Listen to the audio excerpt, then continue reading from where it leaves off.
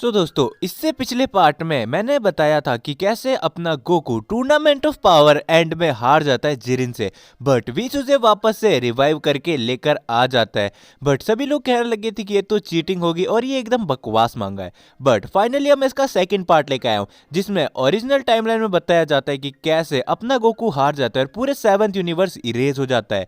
वो पार्ट जिसको पसंद नहीं आया था और जिस किसी ने उस पार्ट को देखा नहीं है तो उसकी लिंक मैं डिस्क्रिप्शन में दे दूंगा, उस पार्ट को जरूर से देख लेना। उसके अलावा इसी का आप सेकंड पार्ट भी इसको कह सकते हो और एक न्यू पार्ट भी कह सकते हो। तो चलो बिना किसी देरी के अपने वीडियो को स्टार्ट करते हैं। बट उससे पहले जिस किसी ने चैनल को सब्सक्राइब नहीं कर रखा तो सब्सक्राइब कर देना। ये एक न्यू पार्ट में आज चालू करने जा रहा हूँ। स्टोरी स्टार्ट होती है गोकू और जिरिन की फाइट से और यूनिवर्स 11 और यूनिवर्स 7 दोनों ही अपने गोकू एंड जिरन को चीयर कर रहे होते हैं। लेकिन इस यूनिवर्स के अंदर गोकू अपनी अल्ट्रा इंस्टेंट फॉर्म के अंदर होता है, ना कि मास्टर्ड अल्ट्रा इंस्टेंट के। एंड फिर हम सभी देखते हैं कि गोकू और जिरन एक दूसरे की तरफ बढ़ते हैं और गोकू के अटैक की वजह से वहां पर एक काफी बड़ा धमाका हो जाता है और उस धमाके की वजह से चारों तरफ धूल ही धूल हो जाती है, धुआं धुआं हो जाता है और कुछ भी नहीं दिख रहा होता है।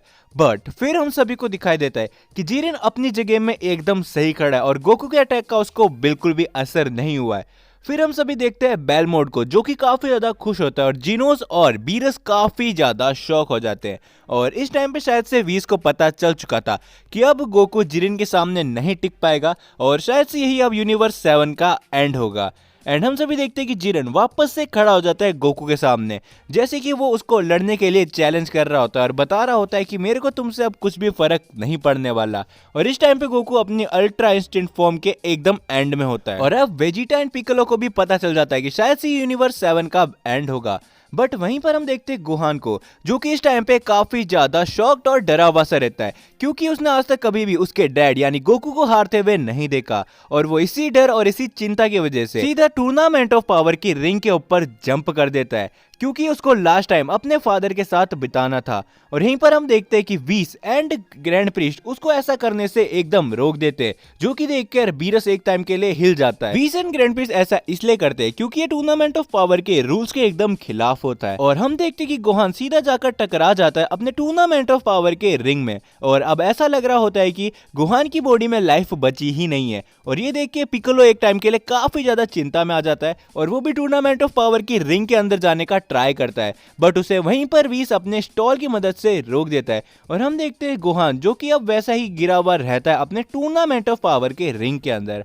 एंड गोकू अब यहाँ पर खड़ा हो जाता है जिरिन के सामने, बट गोहान और गोकू के बीच में एक जिरिन खड़ा होता है। एंड गोकू चाहता है कि वो अब सिर्फ चले जाए अपने बेटे गोहान के पास और वो जिरिन की तरफ बिल्कुल भी ध्यान नहीं देता है एंड सीधा जाके गोहान को गोकू अपनी गोद में बैठा देता है। और हम यहाँ पर देखते हैं कि फाइनली ग्रैंड प्रीस्ट एंड जिनो ने अपना निर्णय ले लिया है और जिनो अब यूनिवर्स 7 को इरेज कर रहा होता है। और सबसे पहले इरेज होना चालू होता है गोहान, क्योंकि गोहान की वजह से ये टाइम अभी आया, क्योंकि हम सभी जानते हैं कि टूर्नामेंट ऑफ पावर एंड नहीं हुआ था, गोकू और जिरन अभी भी रिंग के अंदर थे। एंड फिर हम देखते हैं ट्रंक्स एंड गोटेंक्स को जो कि अर्थ में खेल रहे होते हैं।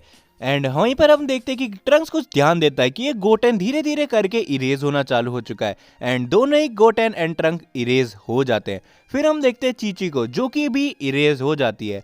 फिर हम सभी को दिखाया जाता है विडेल, बू एंड मिस्टर सेटन और पेन को, जो कि धीरे धीरे करके वो चारों भी इरेज होना चालू हो जाते हैं। एंड फाइनली हम सभी देखते हैं बुल्मा को एंड बुल्मा ही वो अकेली होती है जिसको पता चल जाता है कि यूनिवर्स 7 टूर्नामेंट ऑफ पावर के अंदर हार चुकी है एंड बुल्मा भी धीरे धीरे करके इरेज होना चालू हो जाती है। तो दोस्तों ये अभी भी पूरी स्टोरी नहीं है, मैं आप सभी को बता दूं कि यहाँ पर अभी भी हमको नहीं बताया जाता है कि आखिरकार यूनिवर्स 7 के 10 मेंबर्स जिनकी फाइट हुई होती है उनका आखिरकार क्या होता है।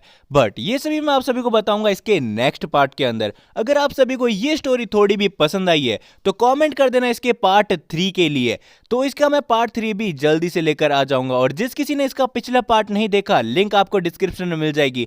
आप सभी को वो पार्ट ज्यादा पसंद नहीं आया था इसलिए मैं आप सभी के लिए एक न्यू स्टोरी, न्यू मांगा लेकर आया हूँ। सो इसका पार्ट नेक्स्ट मैं बहुत ही जल्दी अपलोड कर दूंगा, बट आप सभी को एक काम करना है, इसके अंदर ज्यादा से ज्यादा लाइक करना है और कमेंट में पार्ट 3 की डिमांड कर देनी है। एंड साथ ही में आप सभी को इसके नेक्स्ट पार्ट में पता चलेगा कि आखिरकार गोकू और जिरिन की क्या सही में फाइट वापस होगी या फिर अपने एंड्रॉइड 17 और फ्रीजा की जिरिन से फाइट होगी। और अगर जिरिन जीत जाता है टूर्नामेंट ऑफ पावर तो आखिरकार वो क्या विश मांगेगा, क्या वो सारे यूनिवर्सेस को वापस से रिवाइव कर देगा या फिर वो अपनी सेल्फिश विश ही मांगेगा। सो ये सब जानने के लिए आप सभी को इसके नेक्स्ट पार्ट का इंतजार करना होगा और नेक्स्ट पार्ट आप सभी के पास सबसे पहले पहुंच जाए, इसलिए मैं आप सभी को बोल देता हूं कि चैनल को सब्सक्राइब करके रख लेना। और अगर आप सभी को ये मांगा पसंद आई है तो वीडियो को एक लाइक भी जरूर से कर देना। साथ ही मैं इस मांगे के क्रिएटर का लिंक मैं डिस्क्रिप्शन में जरूर दे दूंगा। एंड हाँ, अपने दोस्तों के साथ जरूर से शेयर करना जो जो ड्रैगन बॉल्स के फैंस होंगे। सो इस वीडियो में इतना ही था, मिलते हैं आप सभी से नेक्स्ट वीडियो और नेक्स्ट पार्ट में। और इससे पहले जिस किसी ने इसका फर्स्ट पार्ट नहीं देखा उसकी लिंक डिस्क्रिप्शन में जाके उस पार्ट को भी जरूर से चेकआउट करना।